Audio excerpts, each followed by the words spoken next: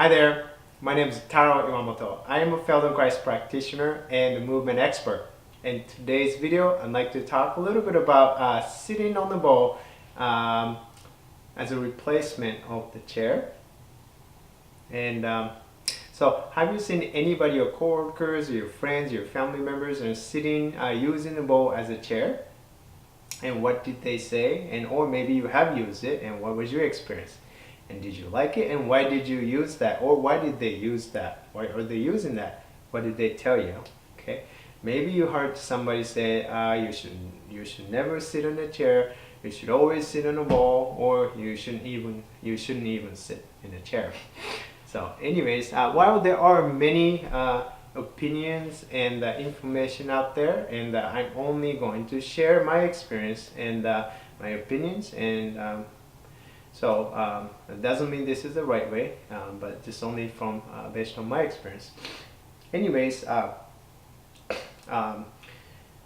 have seen, and I have myself recommended my clients to try sitting on the ball sometimes, and the basis for that is that for people who do fair amount of sitting during the day related to work, or just they're not able to move so much because of the physical conditions they're in.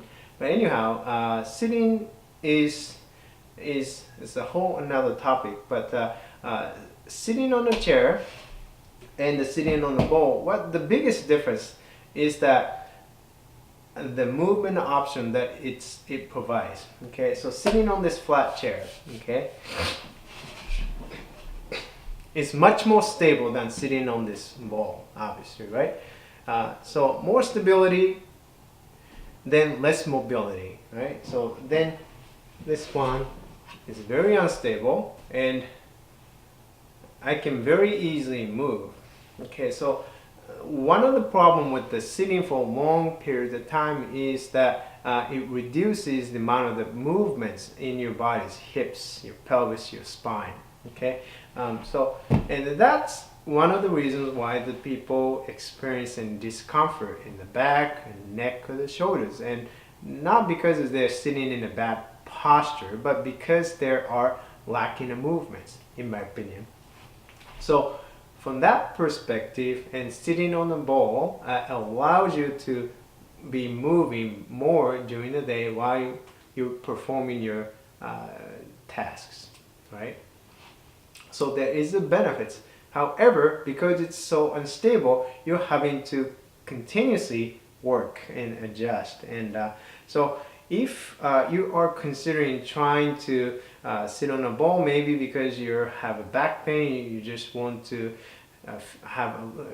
feel a little more comfort at work while you're sitting, and you may be considering and trying out and sitting on the ball. Here's my recommendation. My recommendation is that start out, if you've never done it before, and don't try to get rid of the chair and then start sitting on the ball all day. Okay, your muscles are not really used to doing that amount of work, and probably, and so that might be a little too much for you if you've never done it before. So gradually, if you just try out for half hour first and see how your body feels, and if that felt actually you like it, then you can add a little bit more over time. Okay, each week you increase by half hour or something like that. The ball has benefits, and like I said, it creates more movement options and while you're sitting, which is, it could be helpful. But we've never done it before, and don't do too much, and start out with the small and then incrementally increase the duration and see if that helps. Okay, that's it. And one more thing, to choose the right size of the ball. This exercise ball comes in different sizes, and as you probably know, so it really depends on your height, the length of your legs, and this ball here, okay, it works okay for me. It's a little bit small, on the smaller side. How you know it is that when you sit on the ball, okay, if your hips are at the same level as your knee or below and lower than your knees, then the ball is too low for you.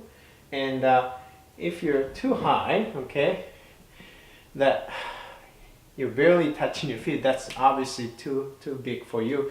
So ideally, when you sit on the ball and you want the hip joints, your pelvis, to be slightly higher than your knees, and it allows the hip joints to move more freely.